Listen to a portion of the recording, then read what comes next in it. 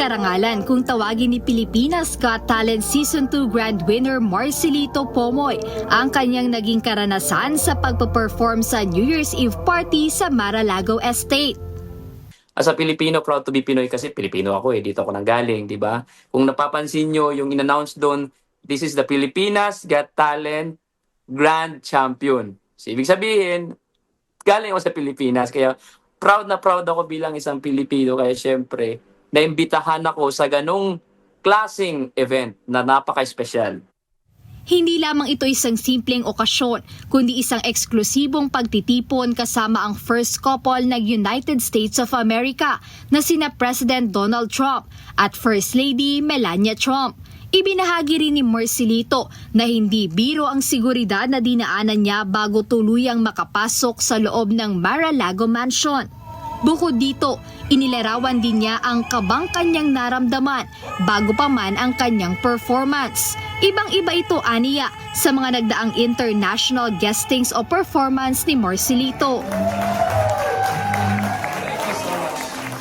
Sa akin, ang may describe ko parang sumali ulit ako sa sa America's Got Talent. Alam mo yung sobrang kaba.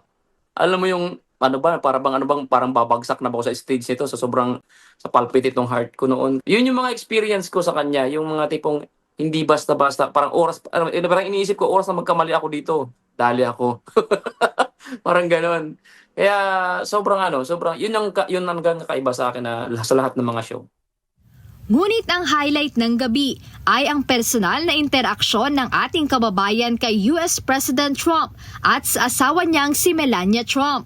Ako sa salikan, sabi ko, "Hello, Mr. President. I'm a performance." "Yeah, I know you. Congratulations." Sabi nga, "You're so good. Your voice is like, it's a miracle." Sabi ko na, "Oh, thank you so much. Thank you for appreciating my talent." "No, you're good." Tapos, "This is my kid." Ganyan, si ito ganyan. Tapos, yung pinakilala sa akin yung asawa niya. Tapos, siya pa yung nag-initiate na, okay. Sabi niya, gawin natin to. Yung nakaupo, bumaba siya, yung gano'n, nagpa-picture na. Kasi taas niya tangkad niya Para sa male diva with dual voice na si Marcelito, isa itong malaking oportunidad ngayong pagpasok pa lang ng taong 2026. Hindi ako ng mga paniwala. This is the moment na nangyari sa buhay ko. Ito yung pinakamasaya na nangyari sa buhay ko sa bagong taon ng 2026. Sabi ko, salamat sa imbita. Thank you for having me here. It's an honor to be part of this VIP big celebration. The New Year's Eve. Sabi ko, thank you so much. No, thank you so much. Sabi niya gano'n. So, sobrang, totoo na pala nangyari sa akin.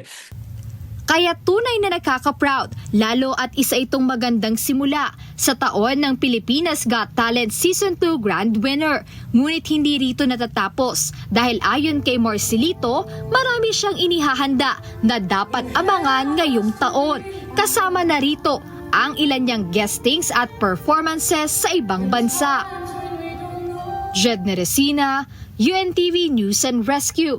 Diyos ang aming sandigan, serbisyo publiko ang aming pinahahalagahan.